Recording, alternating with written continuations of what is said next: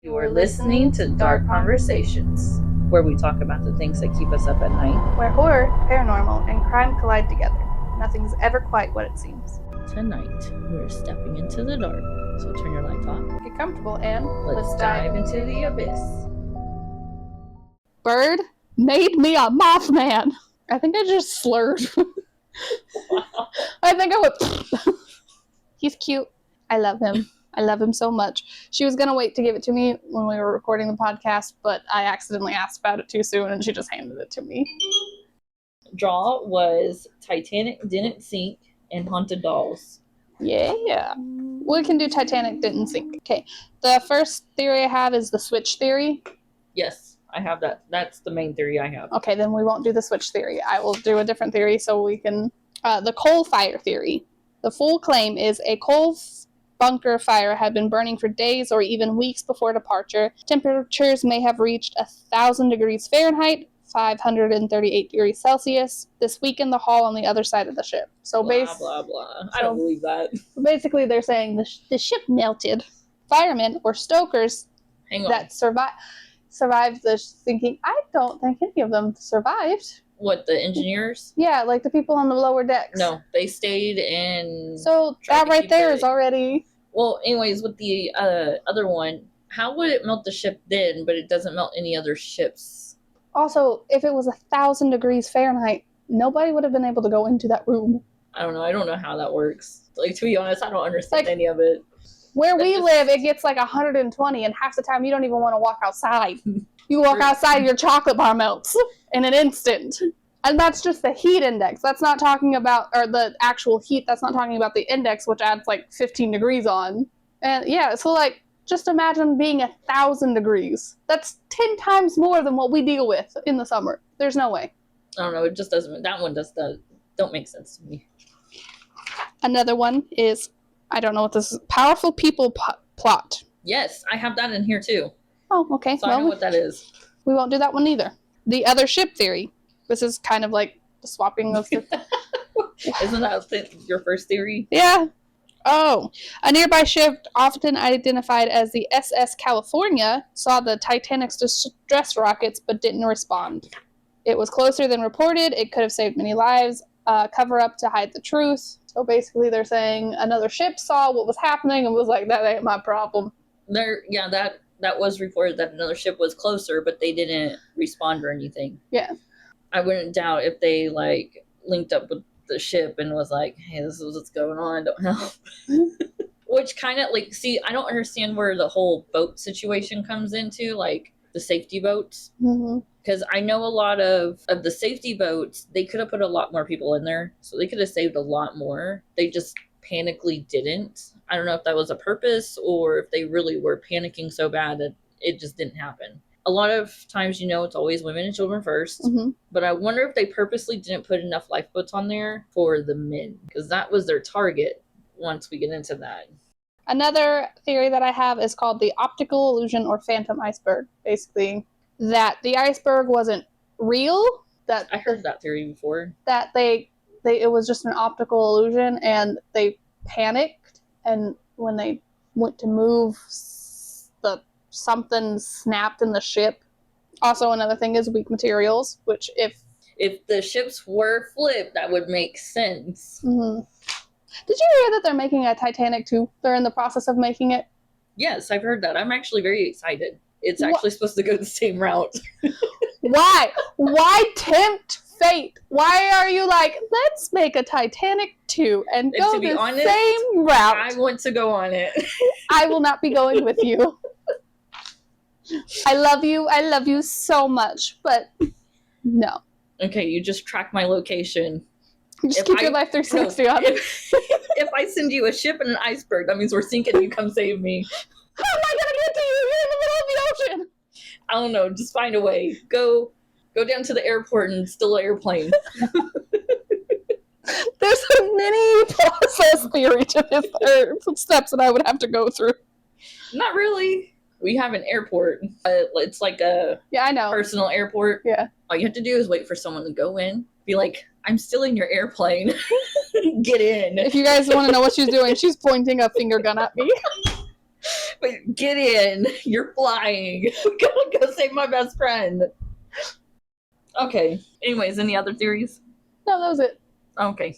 So I'm just gonna read off what I got. I mean, that's pretty much what we do. Yeah, and then we have a little conversation. What I believe is that the Titanic was replaced with the Olympian for insurance, and it was cheaper to fix it just to put it out on time because they did have a time limit on when the Titanic was supposed to go out, but they weren't going to make that time, and that's when the Olympian broke down and they had to fix it. So to save up money and time, they just kind of fixed up a little things, called it good, and sailed.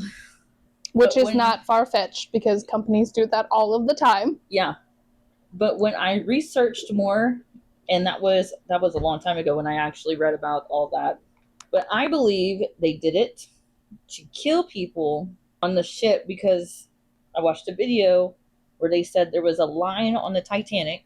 Okay, so where it was supposed to split, they seen a line that was right before that split that was actually supposed to split at. So the Titanic, either way, was going to split to pretty much kill people on there. I believe that as well. History is a dark, dark thing. Yeah, especially if you do a actual deep dive research into it. This is just a little skim of it. Which is what we do. And just like Bird said in one of our past podcasts, make sure you do your own research into everything. That's why we're just giving you base information on these things. So if you're interested in it, you can go and research it yourself. That's all you really can do is do your own research, form your own opinion, figure out what you think it is. It's a squirrel in the attic. Or rats. I don't know. Either way. That reminds me of the Phineas and Ferb. There's squirrels in my pants. What is wrong with us on this podcast? But we weren't there. We couldn't tell you what the creators were thinking, what they were telling the crew members to do for the blueprints and all that. So we really can't be like, yeah, this 100% happens. Yeah. Which we'd love to be able to. That would be nice. A time traveler? I would love to do that. Me too. I was just about to say that. Like, I would love to go back and just see some like historical moments. Yeah. See, I had this saved on TikTok, but did you know? And I'm going to do a deep dive, maybe in the next season. Did you know that Rosa Parks wasn't the one that was on the bus that had to fight for her seat? Yeah. It was, I can't remember her name, but it was someone else. Yeah, they just used Rosa Parks because she was already doing philanthropist stuff. Yeah. And the other one, I can't remember his name, but I think he's the one that made movies. There's a lot of people who make movies, so you're going to have to be just a little bit... the one that came up with the actual movie. The first person to be like, here's a movie. Oh. So he's a very famous person. I just can't remember his name because I don't want to get it wrong. And then the original creator actually created this. He went to go show people here in America, I think, if I remember correctly. And he ended up getting, actually, no, I don't think they've ever found his body or anything, but he pretty much disappeared. And someone else had his stuff and pretty much claimed it as theirs. Happens a lot in history. Yeah, so. Anyway, back to the Titanic. Anyways. We're on a little tangent today, apparently. One thing I didn't realize, or what I didn't understand, is why they wanted to kill a lot of people. My first thought was, for insurance purposes, but after I seen someone break down the whole insurance stuff, that makes no sense at all. Like, they wouldn't have gotten very much compared to the cost of the whole ship itself. So they were losing money than making money. It could have been one of those things where somebody on that ship was speaking out against somebody and they didn't. Well, that's what we're about to get into. The owner of the Titanic, J.P. Morgan, was going to be on the Titanic, but then he changed his mind at the last minute, saying he was sick. So now his business opponents, or I don't know what to call them because they didn't really work together, but they work together type of thing. So, but those business people were on the ship when the ship went down. So he just wanted to kill his partners, basically. Yeah. To So some guy that worked for J.P. Morgan said that the Titanic and the Olympic were switched, and if he ever talked about it, he would have bad things happen to him. So he wanted to stay quiet and not say anything until his deathbed. I don't know if that's actually ever recorded. I don't know. I'm sure it's hearsay, but I mean, I'm totally believing it. Yeah. JP Morgan was also the most powerful banker. He wanted to create a central bank in America. His team, or whatever you want to call them, were against the whole idea because it's a Federal Reserve. So he sank the ship. All of his opponents, I guess, dead. That makes sense. Yeah. So after that happened, the central bank ended up happening, and now we know it as the Federal Reserve. And the Federal Reserve Act passed 2 years later from when the Titanic sank. Ooh, so he had something in the works already. Yeah. He's handling America's money supply to small circles of private bankers. Some call it a coincidence, but I call it secretively the real achievement. Tactic. He got what he wanted. Yeah, he pretty much took out his opponents and got exactly what he wanted. So what is known about this Titanic is that there is a lot of problems with how it ended up hitting the iceberg. The guy in the crow's nest didn't have binoculars, and when they got reports of the icebergs around, they ignored every single one of them. So that right there is like, really? Because I know the crow's nest always have binoculars. What is the odds that one of them decide, like when they switch shifts, or I'm assuming when they switch shifts, they decide to take it with them? Like, why would you do that? They should be hung up at. That is suspicious. And then why would you ignore all the icebergs? Yeah, you're on a ship. In my opinion, I think because they ignored the calls that the other ships were not going to help them. Hey, you didn't listen to us. Yeah, why would we help you? Well, we don't want to go there. You're risking our ship. Now, I'm sure if they would have said thanks or something like that, or, that we're looking out, then maybe someone would have helped, or maybe would have said, hey, we're still going, please just watch out, or whatever, Instead of just ignoring it. They also didn't have a lot of lifeboats. For what we know in the history and all that, the reason why there was not a lot of lifeboats is because it was more for a luxury look. Uh-huh.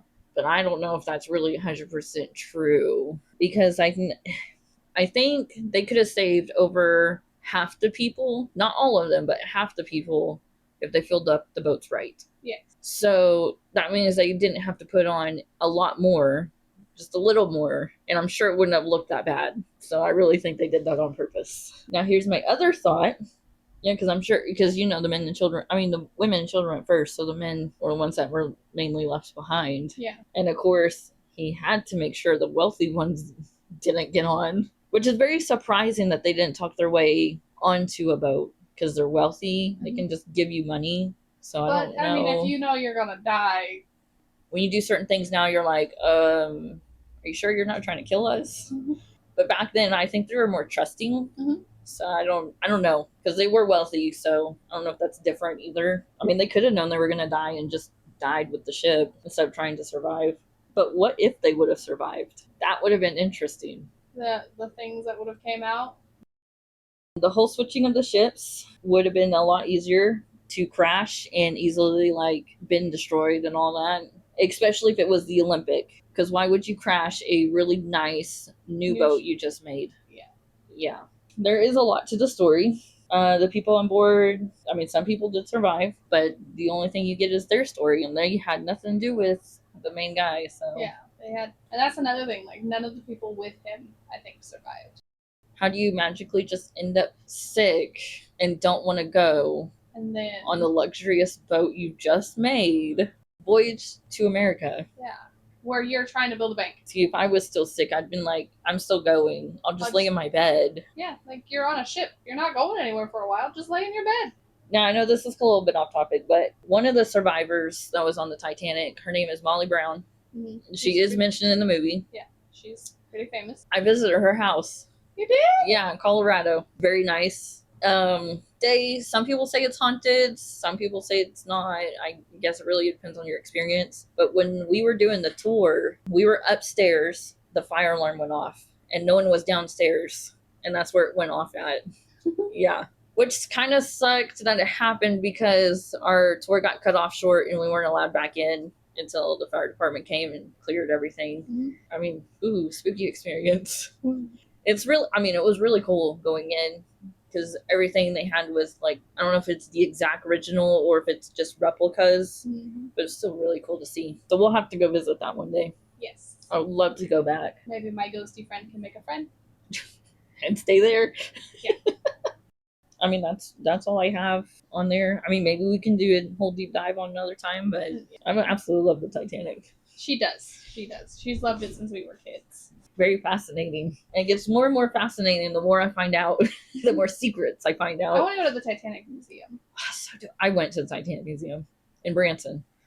Man, I loved it. It was amazing. So we'll have to go. They also have one in Tennessee. I guess we're moving on to haunted dolls now. Yep. Topic 2. You should do a really spooky sound. Do you want to go first? Or Yeah, you want me to I'll go tell first? you about my first one. Okay. The first one is called the Lake Spar doll. I'm not sure I pronounced that correctly. The origin is Lake Spar House. It was found in an abandoned house after a family mysteriously disappeared, known for subtle movement and quiet disturbances. The story is the owner woke up after hearing a chair move in the kitchen. The doll was sitting on the chair, facing directly toward the hall leading to the bedroom. Another owner later reported soft tapping at night. 3 taps, pause, 3 taps again, always from wherever the doll had been left. That's it. That's all they have on that doll. Wait, did that doll start fires? That's all I have on that doll. Oh. That's all I have on that doll. That's all I could find on that doll.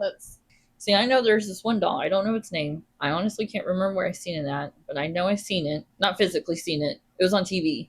This doll started fires everywhere the doll's location was. Don't ever buy me a doll. Why? I will most likely throw it out. Or if that's what causes your hauntings. I don't have a doll to cause my hauntings. Well, I mean, if I buy you a doll and you throw it away, what if that was because then it starts causing hauntings because you threw it away? Because I already have one. Well, it needs a friend.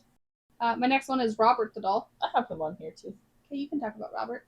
I don't think I have much on him. I don't think I have much on him either. Well, he is known as the world's most haunted doll. He is. You insult this poor thing, he will cause you. Yeah. He's caused for a lot of problems. He's located in Martello Museum in Key West, Florida. Which, I mean, I kind of want to go visit him. He was owned by a guy named Robert. How would you say that name? Engine? He was owned by a guy named Robert in 1904. Then he got the doll. I can't remember if he called the doll Robert or after he died, someone else called the doll Robert. I can't remember. I honestly didn't really look up much of Robert. But Robert the doll would cause accidents if he was photographed without permission or if he felt disrespected in any way. He has a ton of apology letters that come to him every day because, of course, the people feel like he's the one that cursed him. And every single person that has spoken out about doing this, they have said after they apologize, their lives have gotten a lot better. You just want some respect. So put some respect on Robert. Well, that's all I got on Robert. I put a visitor once laughed at the warnings and snapped a photo without asking. That night, they claimed their phone stopped working, and strange things kept happening until they mailed an apology letter back to the museum. I know this one story. It was a biker, and it was a couple. They were at the museum and everything, and pretty much taunting the doll because he doesn't believe in any of this. And she's like, "No, quit. You can't do this. You know, you're disrespecting him. You need to go." Well, they end up leaving. And on their way going, they end up having an accident. He died. Or he, got severely injured and has to stay in the hospital for a while. Something like that. He either died or he was just really hurt. Yeah. I don't mess with things that are paranormal because obviously, like we've said before, I'm haunted. Bird has seen it. Nobody really believes me, but Bird has started noticing that I am, in fact, haunted. Have you not? You could answer. I could. Yes, you're very haunted. I'm not very haunted. I just have little things that happen to me. Okay. Doors opening, pages flying places. I hear weird noises. But yeah, and it's only you. I don't understand why people are like, if you don't believe, don't be a dick about it. Yeah, no. It's not like we're putting our stuff on you. Yeah. Annabelle is the next one. I don't have Annabelle on there. You don't have Annabelle? No, because you said something about Annabelle and I didn't want to put her on here.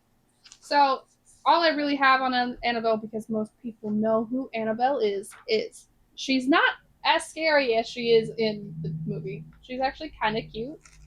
I didn't do a lot of information on these dolls. Oh, I didn't either. I just did I think I have one more doll. Oh no, I have more about Robert the doll, and that was it. So I have more dolls than you. Okay, hang on. Let me finish Robert's. Oh, never mind. Okay, keep going. Did that hurt?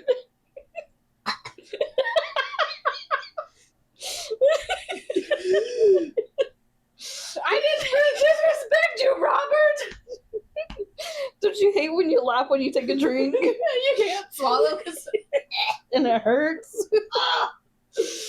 Okay, so I have an Okiku doll. It's found in the Menhai Temple. It's probably cocky or cocky, something like that.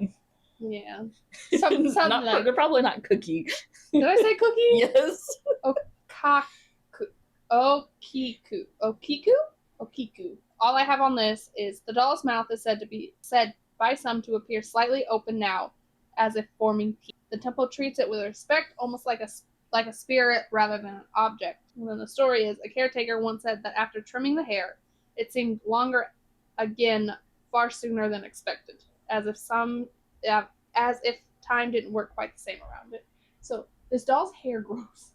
And then the next one is Letta the doll, sorry. She's said to be around 200 years old. She claims to have human hair. And the only other thing I did not do a very good job on these dolls. I got little description and a story. Visitors have reported after hearing faint knocking sounds when the doll is shut away. 3 soft taps over and over until it's taken back out. So this doll does not like to be. The next one is Mandy the doll. She's in Quinsel and the District Museum, which I don't know what that means. So you say and? Yeah, it has an and sign. So does that mean it's in 2 places at once? Yep. Guess I don't know how that's it's probably in Quinsel and then Mandy is sometimes kept separate from other dolls. Staff say activity increases when she's moved. Don't touch the doll. One employee locked up for the night and heard crying echoing through the building. When they checked the security footage later on, there was no sound recorded at all. Harold the doll. The story spread online with multiple people claiming similar experiences after owning it. Some say the doll attaches itself to people. A buyer claimed that the package arrived already opened. The doll was sitting upright inside, facing the door.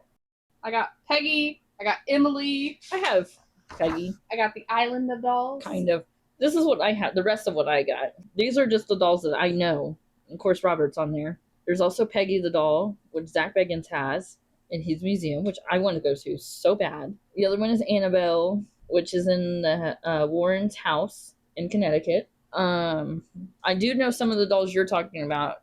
Don't remember their name as good as I do with these ones, but only because they're more talked about. Yeah. And then, I mean, there is a lot of haunted dolls. You can see them on TikTok and YouTube all the time, but the one dolls that are just creepy. The one I mainly get my information from is Nuke's Top 5. I love watching him. I'll give you their names if you want to go look them up. We got Peggy the doll. We got Emily the doll. We got Island of the Dolls. Jolette the doll. She is the least famous doll, but often mentioned in paranormal circles. Said to be connected to a tragic past involving a child. A family reported hearing footsteps in an empty hallway every night. One evening, they found the doll placed at the end of the hallway facing directly towards their bedroom, which is always the stupid case with these dolls. Why do they have to face your bedroom? Stop trying to watch me sleep! They just like to see you breathe, so they can slowly get closer to you and take your soul. Okay, so our secret draw.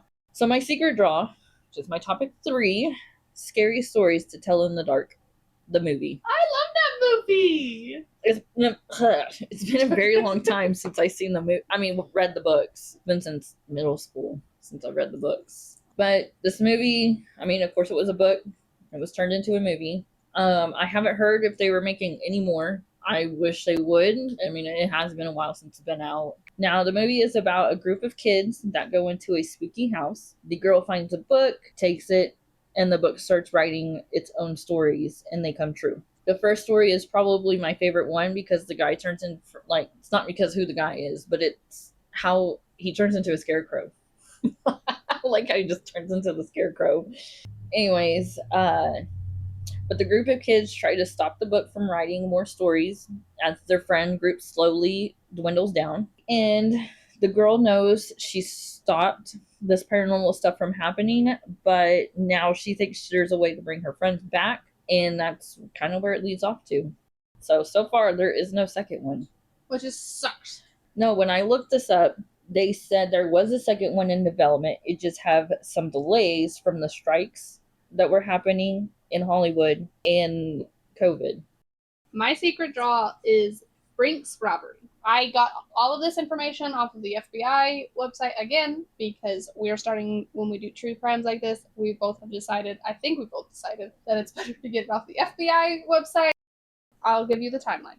This is the early to mid 1940s. The idea takes shape. So the robbery is masterminded by Anthony Tony Pino, a small-time Boston criminal with big ambitions. He brings in expert criminals, including Joseph Specs O'Keefe. The group fluctuates over time, but eventually grows to 11 men. This wasn't a quick plan. It took nearly 6 years for them to plan this robbery. They reportedly called off earlier attempts because something felt off, so they just didn't want to do it because something they thought, they were like, we're gonna get caught today. Let's not do it.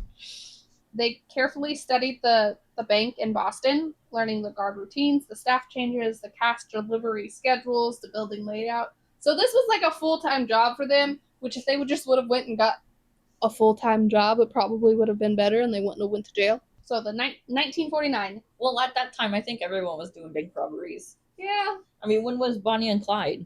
I think the 1940s. While she's looking that up. 1949 is when they finally decide to rob this bank. So they gather Navy-style peacoats, chauffeur caps, Halloween masks, gloves to avoid fingerprints. They made a... Oh, from 1932 to 1934 is when they did all that. So before. Here is a key point. They made a strict rule. No one was allowed... Strict rule. No one was allowed to spend the money right away.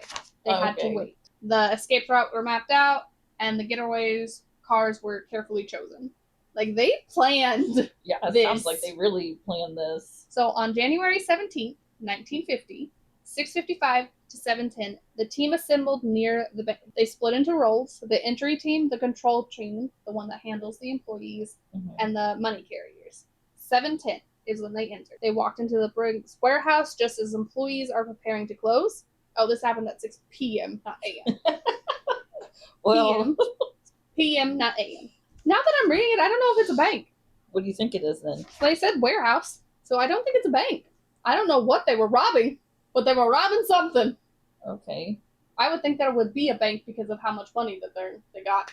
Their disguises make them look like legitimate workers at first. Inside the building, employees are quickly held at gunpoint. They're tied up and ordered not to look at the robbers. The robbers communicate calmly and effectively, no panic, no shouting. The robbery itself, they force workers to open vaults and storage areas.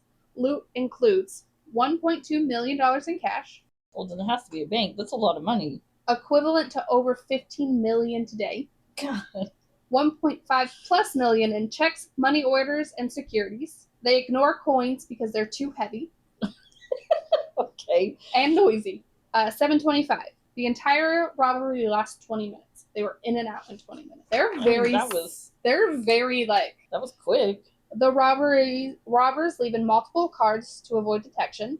They disappear into the city without immediate trace. 1950. The crime shocks the nation. It became known as the perfect crime. Law enforcement response. The Federal Bureau of Investigation launches a massive investigation. Hundreds of suspects are questioned. Thousands of leads are followed. Why it was so hard to solve was there was no fingerprints, no witnesses who could identify faces, and they did not spend the money immediately. So how did they get caught? Well, I'm getting there. From 1950 to 1955, it was a big investigation. There was no... Hang on, this happened in the 40s. 50s. 49, 50. Oh. I was going to say, it took them that long to start investigating? No, they were investigating the moment that the robbery happened till 1955. It's called the Long Silence. For 6 years, the case goes cold. The robbers stuck to their agreement. They hide or slowly use the money. They avoid flashy purchases. Tensions within the group grow because, that's 11 men who just committed a huge crime. Some of them probably wanted to spend that money and they couldn't. And 1955, cracks in the plan. Jay suspects O'Keefe gets into trouble for other crimes. He is arrested and faces serious charges. Feeling betrayed and under pressure, he begins cooperating with the cops. So that's how they got caught. Just because he got caught and he was like, I'm not going down by myself. Let's go. In 1956, the statute of limitation is about to expire. 15 years for federal robbery at that time. So, that's not 15 years. That is not about to expire. There's still a little bit of time. I don't know why that says that. He provided key information, names of the participants, details of the robbery, locations tied to the crime. So, he basically was a rat and spilled his entire guts. He outed them out. He's like, if I go down, you're going down with me. We're not. We did this together. We'll go to jail together. In 1956 through 1957, multiple gang members are arrested. Tony Pino are convicted. The court outcome is most received life sentences. The case is officially solved just days before the deadline of the expiration of the statute of limitations. So, like, if it would have went over... they actually had that back then? Yeah. I didn't think they did. The robbery became a symbol of extreme planning, criminal discipline, and the limits of law enforcement. They almost weren't able to solve it. This inspired books, documentaries, and a movie called The Brinks Job. It showed how patience and planning could almost outsmart authorities, and it also proved that time and human error eventually catches up, because they would have gotten away with it if it wasn't for specs. That's it. That's it. I mean, that was pretty good. Kind of want to watch this movie now. I do too. Okay, so how long is your deep dive? I don't have a deep dive for this one. Oh, so that was it? Yeah, I never printed it out for 11 or 12, so I don't have one for 11 or 12. Now you gotta mark it off in your little thingy. Uh-huh. Okay, so I got a deep dive. This is what I've been waiting for. Because I want to watch the documentary with you, because there's also some haunting things that go with this. So excited. I don't know what it is. This is probably the case that will always stick with me, along with the John Bonet case. Like, that will always stick with me. Yeah.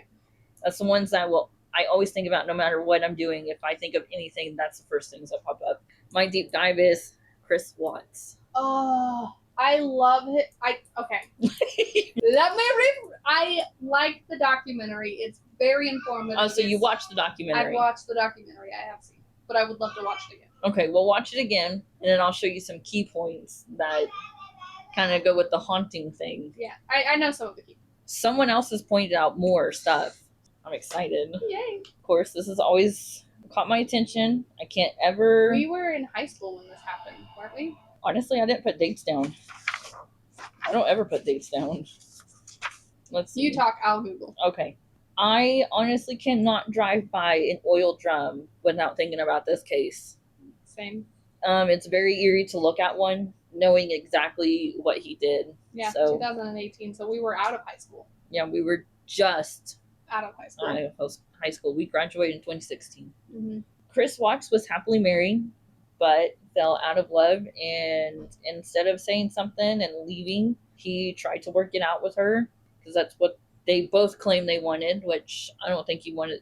I think once he was done, he was completely done. I don't think he wanted to try. But before the sake of the children, because they were about to have another one, I think he tried, even though he knew he wasn't going to be happy, which is the worst thing you can ever do. When it wasn't working for him, he decided to kill her instead. And instead of just killing her, he kills his kids as well.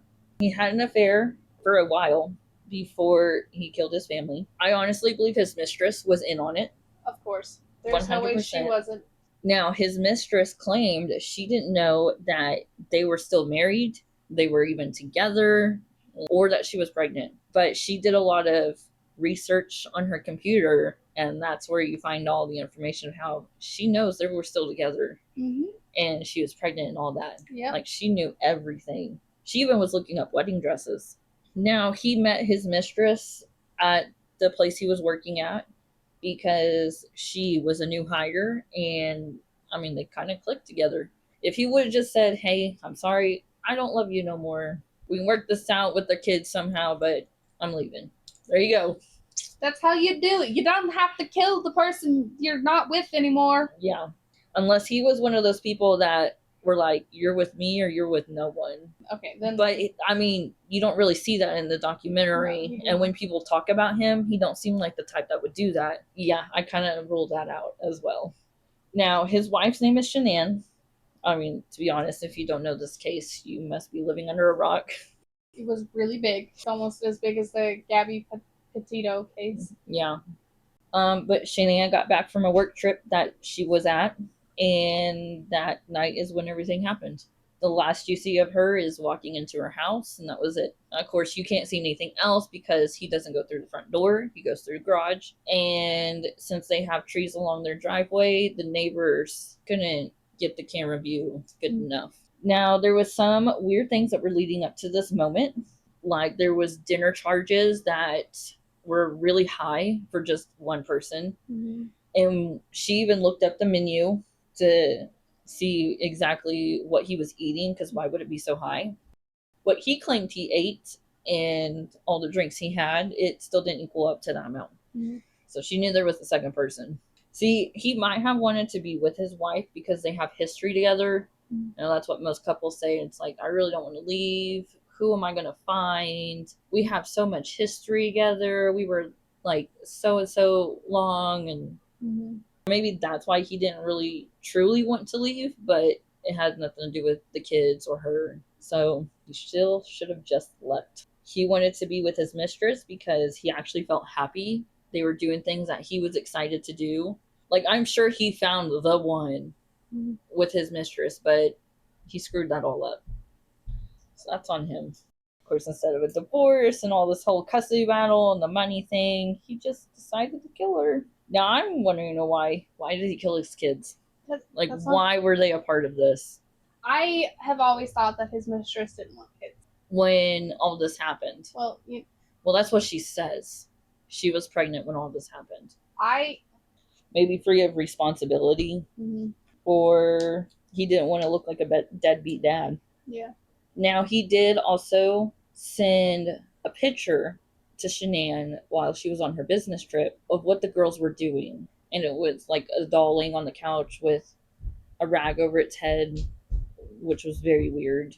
Mm-hmm. I mean, it's not weird when you think about how kids play. Yeah, but it's weird on why would you send that to your partner being like, look what the kids are doing. It's a little weird. It's only weird if you're thinking of something. So, and it kind of signifies that he was suffocating the kids. Yeah.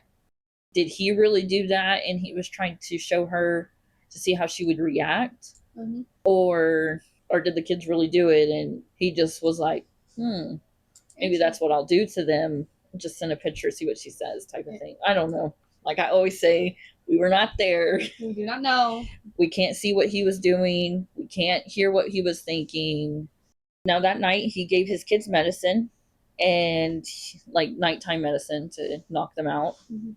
Well, I think they had to take medicine. He then ended up suffocating them. Now he thought they were killed, but he was in the middle of killing his wife when the oldest walks into the room. Yeah. And says, what are you doing to mom? Or is mom okay? Something like that. And he goes, she's fine. Just go back to your room, go to bed. And that's when she goes to bed. He wrapped her up in the sheet and he was dragging her downstairs. As he was doing that, both of them came out and was like, what are you doing to mom? Is mom okay? Like asking questions. He just told them that she wasn't feeling so well. I don't know if he like made them go away for a little bit or if he just let them if he let them follow him around. But and that's probably another reason why he really killed them is because they saw what he did. Yeah, but they were so young that they would not remember when they get older. Mm-hmm. Unless someone did like a hypnotized thing, to unlock memories, But that would be a suppressed memory that they would not even, they won't remember. Or if they think about it, they'll be like, oh, it was probably just a dream. Mm-hmm. So now most of this information I got from the book. There's a book called The Perfect Father, and it's written about him. I honestly don't know how they got some of the information. I didn't read, how, I don't even remember if there is stuff like that on there. I mean, it was an audio book I got into, so I don't have a physical copy to see if it tells how it gets the information. That's where You get that information about where he tried to kill them once, they didn't die. That's where you get that information from. There is actually a lot more details in the book, of course, than the documentary. It's very interesting. I really think you should read it. Watchers, I really think y'all should read it too. Just saying.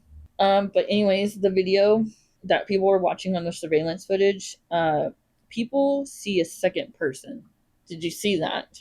No. Did you see someone pointing it out? No. Okay. So when we watch it, I'll have to show you. Okay. But at one point, you can see someone walk, and then you can see another, like a second person walking. So they think that that's why everyone thinks the mistress was there. No, not only that, because this was also in the book too, is where her cell phone was pinged at, and it was pinged really close to her house and the work location that he dumped the bodies at. Yeah, and then magically she was at work when everyone else showed up. Of course, he loaded up his wife in the truck. He had her on the floorboard in the back. His kids were in, I'm going to assume, their car seats. They might just been in seats. I don't know. I don't remember. If he was gonna kill him, he probably wasn't thinking safety. I'm sure the kids were very scared because their mom is like not moving or making any noises on the floor, like right under their feet. That would be scary. Once they got to the oil drums where he worked at, he buried his wife in a shallow grave, and then he grabbed one of his kids. He grabbed them one at a time. The first one, of course, she wasn't understanding what was going on. I don't think she wanted to willingly go. I think she was a little scared, but they kind of kept quiet because they did, I don't know, something like that. Because there's also a Lifetime movie about them. Put her in the oil drum. Then he grabbed the other one, and while he was grabbing her, she was screaming at him. She didn't want to go. Like, she scratched him. And yeah, she screamed and cried, begged, honestly, to not go. And he, of course, if I remember correctly, he said that he was so, like, out of it, he don't even remember that part. Or it hurt him really bad and he, like, tried to do it faster. One of the two. I can't exactly remember which one. He put her in the other oil drum, so he didn't even put them together.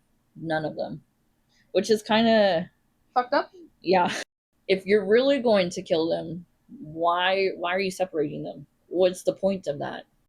So he had to really push them in. He tried to suffocate them before putting them in. There is some reports that say that he didn't fully kill them the second time. They end up surviving and pretty much drowning. I don't remember the autopsy saying that they had, like, oil in their lungs. Yeah, fluids in their lungs or anything like that. I don't think they would actually be able to tell anyways because their bodies were in there for quite a while. I think the oil already went into the lung. Yeah, I'd have to look that part up. Yeah, no, he really tried to say that someone took them or that they ran away. Not really much of the ran away. He more asked on TV that if she's went somewhere to come back home so they can talk about things, or if someone kidnapped them, please bring them back. I miss my family, something like that.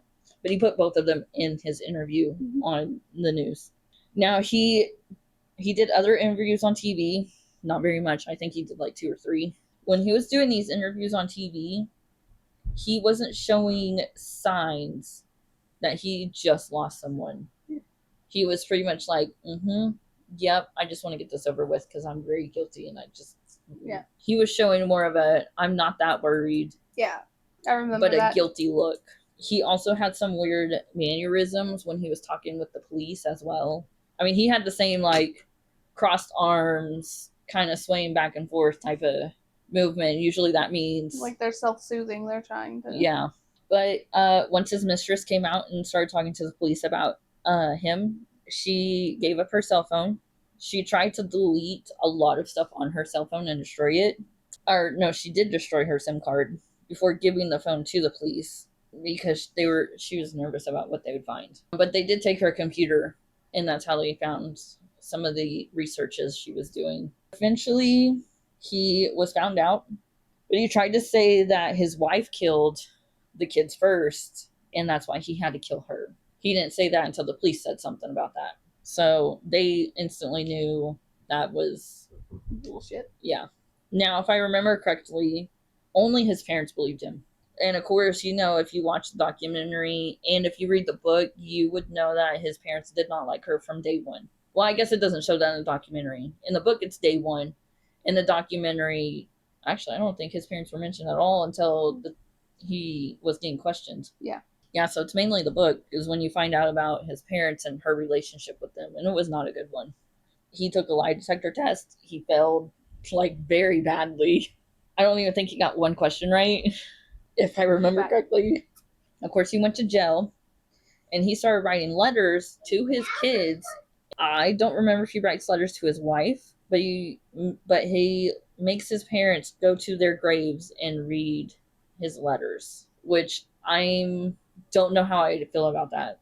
I honestly don't really like it, but you do need to give people second chances. I mean, it's human nature to not like what he's doing, writing letters to his kids. He murdered. You can't give him a second chance. I'm sorry. There's no way. Well, he killed an unborn baby, he killed 2 kids, and he killed a woman because he wanted to be with his mistress instead of being a man and growing up and just leaving. Religious reasons, you have to give people chances. That's why I say it's human nature to just hate what he did or hate why he's writing notes to his kids. Okay, I think I go into the paranormal after that. Yeah. So there's 6 books. I didn't list them all. The only one I read out of them is The Perfect Father.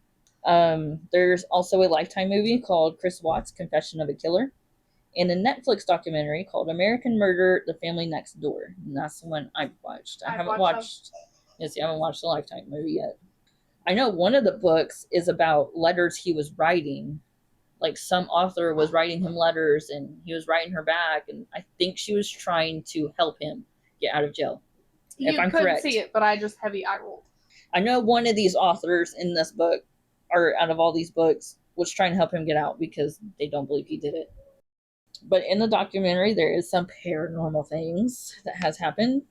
The lights turn on and off when she's friend shows up for the first time the next day, and Shanann was nowhere to be found and didn't answer the door. Then in the same time frame, when they're still talking to the police inside the house, you can see kids in the background.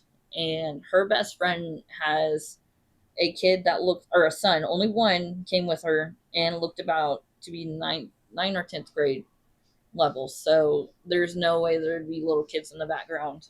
And I'm sure the police would have been like, who is that? Yeah. Also, when it came down for the police to start looking through the house, the body cam has picked up voices, and even 2 of the officers heard a laugh. Now, something even crazier than that, but with the officers though, is they were looking through the closet of Shanann's room, and they both physically heard a kid's laugh. First, they thought they were stepping on a toy, but of course, there's no toys in the closet. Mm-hmm. It kind of freaked them both out, but you can't really say anything because you're on police business. Yeah. You can't be like, there's a ghost! But what is crazier than this, which is I'm going to show you later, are when pretty much all of them were over at the neighbor's house looking at his CCTV camera that was pointed at both driveways. Mm-hmm. You can kind of hardly see his driveway because of the trees, but they kind of still looked because they wanted to, I guess, like see if they can find anything suspicious. Oh, but while the guy was trying to change the channel from what he was watching to the cameras, it instantly showed I've seen this one. Yeah, the baby in the womb, and then it goes into an hourglass, and then you see a woman. You don't see any more of it. That's all you see. But that's when he looks and he goes, oh yeah, my wife is pregnant. So he wasn't going to mention that. I'm sure the cop already knew because I think her best friend said something about she was picking her up for a baby appointment. That timing is very weird. And once you watch the full commercial, it's even stranger. Isn't it an an American Horror Story commercial? Yes. The commercial showed a baby being in the womb in a hourglass. Yeah, the bottom of the hourglass had a heart in it that was connected to the baby, and then it all turned black. And explode showed a woman, a skeleton in a grave. So that's more of a detail. And that was right before it changed. So I wish I would have put down what season it was for, but thinking about it, I think it was for the apocalypse season. Now, what you don't see is the rest of that video, and the body actually gets covered in oil. She was saying this is what happened. Yeah. She was pregnant. She got put in a shallow grave, and her kids were in oil drums. So it's very, it was very eerie. Now, in another body cam footage from a police officer, supposedly you can see a ghost coming downstairs. It could just be the lighting with the way you move, with the way the rails are on stairs, because you know sometimes when you look at things with lines, it gives an optical illusion type of thing. So I don't know if it's that or if there was really something coming downstairs. I'm sure the house has some weird feelings to it, but recently, someone else, I don't know how recent it was, I've seen it on TikTok, but someone moved in and they had 3 kids, 2 girls and 1 boy. And it's weird because Shanann was supposed to have a boy. Yeah.